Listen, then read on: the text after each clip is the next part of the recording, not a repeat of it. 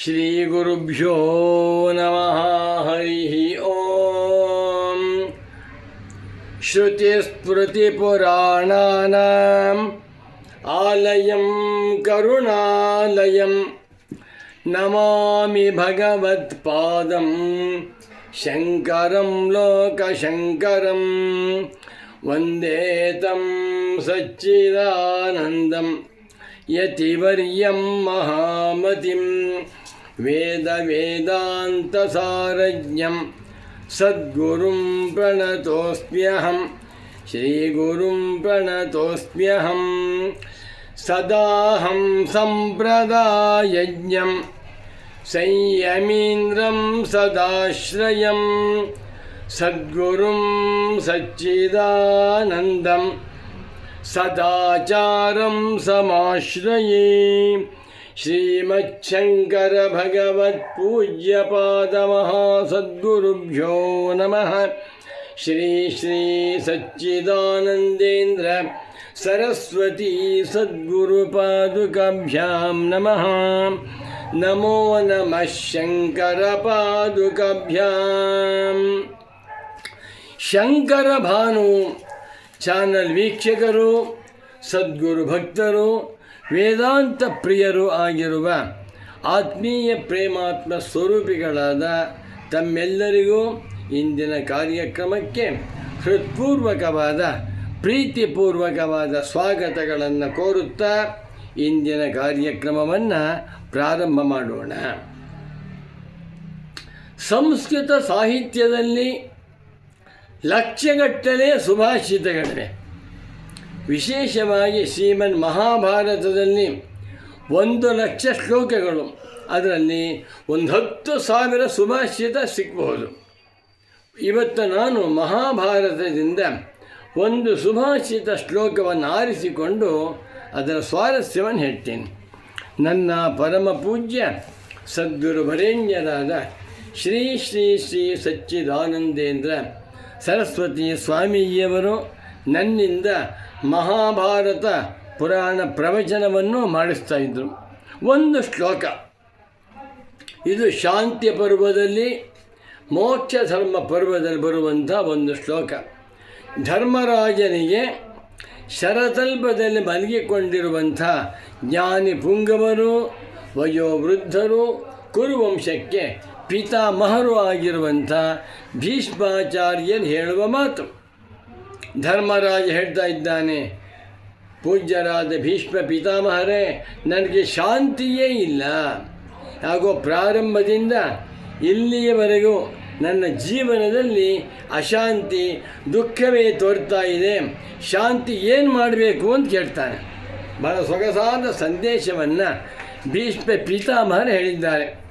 ನಾನ್ಯತ್ರ ವಿದ್ಯಾ ತಪಸೋಃ ನಾನ್ಯತ್ರೇಂದ್ರಿಯ ನಿಗ್ರಹಾತ್ ನಾನ್ಯತ್ರ ಲೋಭ ಸಂತ್ಯಾಗಾತ್ ಶಾಂತಿಂ ಪಶ್ಯಾಮಿ ತೇನಘ. ಇದು ಎಲ್ಲರಿಗೂ ಅನ್ವಯವಾಗುವಂಥ ಒಂದು ಸೂತ್ರ. ನನಗೆ ಶಾಂತಿ ಬೇಕು. ಯಾರಿಗೆ ಶಾಂತಿ ಬೇಡ? IT ಕೆಲಸ ಮಾಡೋರಿಗೂ ಶಾಂತಿ ಬೇಕು, ದನ ಕಾಯೋನಿಗೂ ಶಾಂತಿ ಬೇಕು, ಕಳ್ಳೆಗೆ ವ್ಯಾಪಾರ ಮಾಡೋನಿಗೂ ಶಾಂತಿ ಬೇಕು, ರಾಜ ಮಹಾರಾಜರಿಗೂ ಶಾಂತಿ ಬೇಕು, ಅಡಿಗೆ ಭಟ್ಟರಿಗೂ ಶಾಂತಿ ಬೇಕು, ವೈದ್ಯರಿಗೂ ಶಾಂತಿ ಬೇಕು, ಇನ್ನು ನೊಬೆಲ್ ಲಾರಿಯೇಟ್ಸ್ ಅವ್ರಿಗೂ ಶಾಂತಿ ಬೇಕು. ಆದರೆ ಯಾರಿಗೂ ಶಾಂತಿ ಸಿಕ್ಕಿಲ್ಲ. ಯಾರನ್ನೇ ಕೇಳಿ, ದೊಡ್ಡ ಶ್ರೀಮಂತ, 1,00,000 ಕೋಟಿ ಐಶ್ವರ್ಯವುಳ್ಳವನಾಗಿದ್ದಾನೆ, ಶಾಂತಿ ಸಿಕ್ಕಿದೆಯೇನಪ್ಪ? ಇಲ್ಲ. ಇನ್ನೊಬ್ಬ ಒಳ್ಳೆಯ ವಿದ್ವಾಂಸ, 10 ಭಾಷೆಗಳಲ್ಲಿ ಪ್ರವಚನ ಮಾಡಬಲ್ಲ ಪ್ರವಚನ ಪಟು, ಸ್ವಾಮಿ ನಿಮಗೆ ಶಾಂತಿ ಸಿಕ್ಕಿದೆಯೇ? ಇಲ್ಲ. ಸುಪ್ರಸಿದ್ಧನಾದ ವೈದ್ಯ, ಒಂದು ದಿವಸಕ್ಕೆ 3-4 ಹಾರ್ಟ್ ಆಪ್ರೇಷನ್ ಮಾಡ್ತಾನೆ, ಒಂದು ದಿವಸಕ್ಕೆ 1,00,000 ರೂಪಾಯಿ ಸಂಪಾದನೆ ಮಾಡ್ತಾ ಇದ್ದಾನೆ, ಒಂದು ತಿಂಗಳಿಗೆ 30 ಲಕ್ಷ ಸಂಪಾದನೆ ಮಾಡ್ತಾ ಇದ್ದಾನೆ. ಪ್ರಸಿದ್ಧನಾದ ಶಸ್ತ್ರವೈದ್ಯ, ಸ್ವಾಮಿ ಶಾಂತಿ ಸಿಕ್ಕಿದೆಯೇ? ಇಲ್ಲ. ಯಾರಿಗೂ ಶಾಂತಿ ಸಿಗ್ತಾ ಇಲ್ಲ. ಹಾಗಾದರೆ ಶಾಂತಿಗೆ ಏನು ಮಾಡಬೇಕು? ಐಶ್ವರ್ಯದಿಂದ ಶಾಂತಿ ಇಲ್ಲ, ಆರೋಗ್ಯದಿಂದ ಶಾಂತಿ ಇಲ್ಲ, ಕೀರ್ತಿಯಿಂದ ಶಾಂತಿ ಇಲ್ಲ, ಅಧಿಕಾರದಿಂದಲೂ ಶಾಂತಿ ಇಲ್ಲ ಅಂತಾದ ಮೇಲೆ ಭೀಷ್ಮ ಪಿತಾಮಹರು ನಮ್ಮನ್ನು ಕುರಿತು ಹೇಳ್ತಾ ಇದ್ದಾರೆ, ಇದರಿಂದ ಶಾಂತಿ ಸಿಕ್ಕುತ್ತದೆ. ಇದೆಲ್ಲೂ ಅಭ್ಯಾಸ ಮಾಡಿಕೊಳ್ಳೋಣ.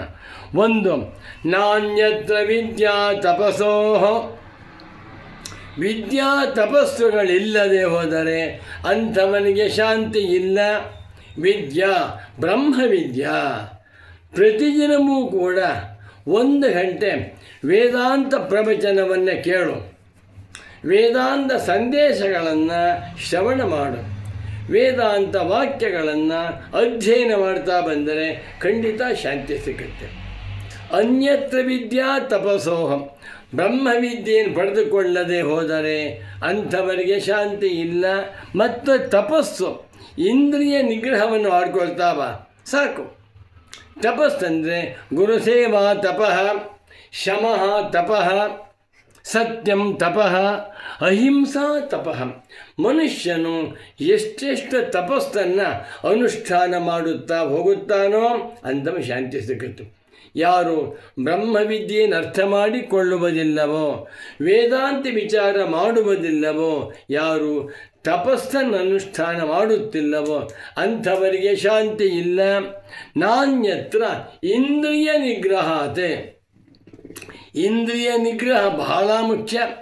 ಇವತ್ತಿನ ಕಾಲದಲ್ಲಿ ಜೇಬಿನ ಭರ್ತಿ ದುಡ್ಡಿದೆ, ತಿನ್ನುವುದಕ್ಕೆ ಸಾಕಷ್ಟು ಪದಾರ್ಥಗಳು ರಸ್ತೆ ಮೇಲೆ ಸಿಗುತ್ತೆ.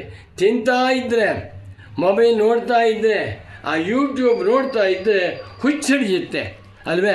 ಕಮ್ಮಿ ಮಾಡ್ಕೊ, ಇಂದ್ರಿಯ ನಿಗ್ರಹವನ್ನು ಮಾಡ್ಕೊ. ಒಂದು ದಿವಸದಲ್ಲಿ 1 ಗಂಟೆ ಟಿ ವಿ ನೋಡುವುದು, ಯೂಟ್ಯೂಬ್ ನೋಡುವುದು, ಮೊಬೈಲು ಸಾಕು. ಉಳಿದ ಸಮಯದಲ್ಲಿ ಇಂದ್ರಿಯ ನಿಗ್ರಹವನ್ನು ಮಾಡ್ಕೊ, ಶಾಂತವಾಗಿರು. ಕಣ್ಣು, ಕಿವಿ, ಮೂಗು, ನಾಲಿಗೆ ಮುಂತಾಗಿರುವ ಇಂದ್ರಿಯಗಳನ್ನು ಅನಾತ್ಮ ವಿಷಯಗಳಿಂದ ಸೆಳೆದು ಶಾಂತವಾಗಿರುವ ಅಭ್ಯಾಸ ಮಾಡ್ಕೊ. ಇಂದ್ರಿಯ ನಿಗ್ರಹದಿಂದ ಶಾಂತಿ. ಯಾರು ಇಂದ್ರಿಯ ನಿಗ್ರಹವನ್ನು ಮಾಡಿಕೊಳ್ಳದೆ ಬೆಳಿಗ್ಗೆಯಿಂದ ರಾತ್ರಿವರೆಗೂ, ರಾತ್ರಿ ಬೆಳಿಗ್ಗೆವರೆಗೂ ಸುಮ್ಮನೆ ದುಡಿತಾ ಇರ್ತಾರ, ದುಡ್ಡು ಬಂತು, 1 ತಿಂಗಳಿಗೆ 20 ಲಕ್ಷ ಸಂಪಾದನೆ ಮಾಡಿದ, ಶಾಂತಿ ಇಲ್ಲ. ಶಾಂತಿ ಇಲ್ಲದೆ, ಮನಸ್ಸಿಗೆ ನೆಮ್ಮದಿ ಇಲ್ಲದೆ ಎಷ್ಟು ಕೋಟಿ ದುಡ್ಡು ಬಂದು ಏನು ಪ್ರಯೋಜನವಾಯಿತು? ಬೇಡ. ನಿಮಗೆ ಶಾಂತಿ ಬೇಕಾ, ಹಣ ಬೇಕಾ? ಹಣ ಬೇಕು ಅಂತಾರೆ. ಹಣ ಸೇರುತ್ತಾ ಬಂದಂತೆ ಅಶಾಂತಿ ಉಂಟಾಗುತ್ತದೆ. ಆದ್ದರಿಂದ ಇಂದ್ರಿಯ ನಿಗ್ರಹವನ್ನು ಉಳ್ಳವನಾಗಬೇಕು. ನಾಣ್ಯತ್ರ ಲೋಭ ಸಂತ್ಯಾಗಾತ್, ಲೋಭತ್ಯಾಗ. ಲೋಭ ಅಂದರೆ ಎಷ್ಟಿದ್ರೂ ಇನ್ನೂ ಬೇಕು. ಯಾರಿಗೂ ತನ್ನ ಸಂಪತ್ತನ್ನು ದಾನ ಮಾಡದಿರುವ ಸ್ವಭಾವ. ನಾನೇ ಶ್ರೀಮಂತನಾಗಬೇಕು, ನಾನೊಬ್ಬನೇ ಅಧಿಕಾರಿಯಾಗಿರಬೇಕು, ನಾನೊಬ್ಬನೇ ವಿಖ್ಯಾತನಾಗಬೇಕು, ನಾನೊಬ್ಬನೇ ಆರೋಗ್ಯವಂತನಾಗಿರಬೇಕು, ನಾನೊಬ್ಬನೇ ಒಳ್ಳೊಳ್ಳೆ ಆಹಾರಗಳನ್ನು ತಿನ್ನಬೇಕು ಎನ್ನುವಂಥ ಲೋಭವನ್ನು ಬಿಡು. ಗೀತಾಚಾರ್ಯನಾದ ವಾಸುದೇವ ಭಗವಂತನು ಭಗವದ್ಗೀತೆಯಲ್ಲಿ ಒಂದು ಸುಂದರವಾದ ಸಂದೇಶವನ್ನು ಕೊಟ್ಟಿದ್ದಾನೆ. ತ್ರಿವಿಧಂ ನರಕಸ್ಯೇದಂ ದ್ವಾರಂ ನಾಶನಮಾತ್ಮನಃ ಕಾಮಃ ಕ್ರೋಧಸ್ತಥಾ ಲೋಭಃ ತಸ್ಮಾದೇತತ್ರಯಂ ತ್ಯಜೇತಿ. ಕಾಮ, ಕ್ರೋಧ, ಲೋಭ ಈ 3 ಬಿಟ್ಟವನಿಗೆ ಶಾಂತಿ, ಸಂತೋಷ, ಆನಂದ ಎನ್ನುವಂಥದ್ದು ಕಟ್ಟಿಟ್ಟ ಬುದ್ಧಿ. ಆದ್ದರಿಂದ ನಾಣ್ಯತ್ರ ಲೋಭ ಸಂತ್ಯಾಗಾತೆ, ಲೋಭವನ್ನು ಬಿಡು. ಮತ್ತೊಬ್ಬರನ್ನು ನೋಡಿಕೊಂಡು ಅವರಂತೆ ನಾನು ಆಗಬೇಕು, ನನ್ನ ಹತ್ರ 4 ಕಾರಿದೆ, ನನಗೆ ಶಾಂತಿ ಇಲ್ಲ. ನಮ್ಮ ಪಕ್ಕದ ಮನೆಯವರು 5 ಕಾರ್ ಇಟ್ಕೊಂಡಿದ್ದಾರೆ, ಎಷ್ಟಾರು ಇಟ್ಕೊಂಡು ಹೋಗಲಿ. ಮತ್ತೊಬ್ಬರನ್ನು ನೋಡಿಕೊಂಡು ಅವರಂತೆ ನಾನು ಆಗಬೇಕು ಎನ್ನುವಂಥ ಭ್ರಮೆಯನ್ನು ಬಿಡು. ನಿನ್ನನ್ನು ನೋಡಿಕೋ, ನಿನ್ನ ಕುಟುಂಬವನ್ನು ನೋಡಿಕೋ, ನಿನ್ನ ಆರೋಗ್ಯವನ್ನು ನೋಡಿಕೋ, ನಿನ್ನ ಸಂಪತ್ತನ್ನು ನೋಡಿಕೊಂಡು ನೀನು ಸಂತೋಷವಾಗಿದ್ದರೆ ಅದಕ್ಕಿಂತ ಶಾಂತಿ ಬೇಕೇ? ನೋಡಿ, ಎಲ್ಲ ಬ್ರಹ್ಮಜ್ಞಾನಿಗಳು ಕೂಡ ಒಂದರ್ಥದಲ್ಲಿ ಬಡವರೇ. ಸಚ್ಚಿದಾನಂದೇಂದ್ರ ಸರಸ್ವತಿ ಸ್ವಾಮಿಗಳವರು ಕಡು ಬಡವರು. ಭಗವಾನ್ ರಮಣ ಮಹರ್ಷಿಗಳಂತೂ ಅತ್ಯಂತ ಕಡು ಬಡವರು. ಆದರೆ ಅವರು ಶಾಂತಿ ಸಾಗರ. ಅವರ ಸನ್ನಿಧಾನಕ್ಕೆ ನೂರಾರು ಜನ, ಸಹಸ್ರಾರು ಜನ, ಲಕ್ಷೋಪಲಕ್ಷ ಜನ ಬರ್ತಾಯಿದ್ರು. ಯಾರು? ಶ್ರೀಮಂತರು ಬರ್ತಾಯಿದ್ರು, ಅಧಿಕಾರಿಗಳು ಬರ್ತಾಯಿದ್ರು, ಮಂತ್ರಿಗಳು ಬರ್ತಾಯಿದ್ರು, ವೈದ್ಯರು ಬರ್ತಾಯಿದ್ರು. ಲೌಕಿಕ ಜನಗಳೆಲ್ಲ ಬಂದು ಅರ್ಧ ಗಂಟೆ ಕೂತ್ಕೊಂಡು ಸಂತೋಷವಾಗಿ ಹೋಗ್ತಾಯಿದ್ರು. ಆ ಶಾಂತಿ ನಮ್ಮ ಒಳಗಿದೆ. ತೇಷಾಂ ಶಾಂತಿ ಶಾಶ್ವತಿ ನೇತರೇಷಾಂ. ಶಾಂತಿಯನ್ನು ನಾವುಗಳು ಹಣದಲ್ಲಿ, ಅಧಿಕಾರದಲ್ಲಿ ಅಥವಾ ಐಶ್ವರ್ಯದಲ್ಲಿ ನೋಡಬಾರದು, ನಮ್ಮ ಒಳಗೆ ನೋಡ್ಕೋಬೇಕು. ಆದ್ದರಿಂದ ನಮ್ಮ ಒಳಗೆ ಶಾಂತಿ ಇದೆ. ಮನುಷ್ಯನು ನಿಜವಾದ ಶಾಂತಿಯನ್ನು ಹೊಂದಬೇಕಾದರೆ ವಿದ್ಯಾವಂತನಾಗಬೇಕು, ತಪಸ್ಸನ್ನು ಅನುಷ್ಠಾನ ಮಾಡಬೇಕು, ಇಂದ್ರಿಯ ನಿಗ್ರಹ ಸಂಪನ್ನನಾಗಿ ಗುರು ಸೇವೆಯನ್ನು ಮಾಡುತ್ತಾ ಕಾಮಕ್ರೋಧ ಲೋಭಗಳನ್ನು ಎಷ್ಟು ಬಿಡುತ್ತಾ ಬರುತ್ತಾನೋ ಅಷ್ಟವನಿಗೆ ಹೆಚ್ಚಿನ ಶಾಂತಿ ಸಿಕ್ಕುತ್ತದೆ ಎನ್ನುವಂಥ ಸಂದೇಶವನ್ನು ಈ ಸುಭಾಷಿತ ಹೇಳ್ತಾ ಇದೆ.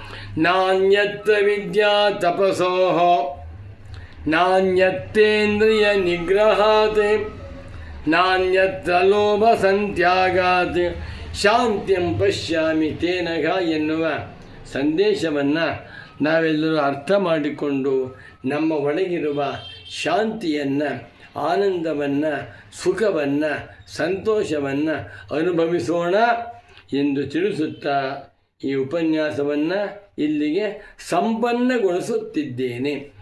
ನಮೋ ನಮಃ ಶಂಕರ ಪಾದುಕಾಭ್ಯಾಂ. ಓಂ ಶಾಂತಿ ಶಾಂತಿ ಶಾಂತಿ.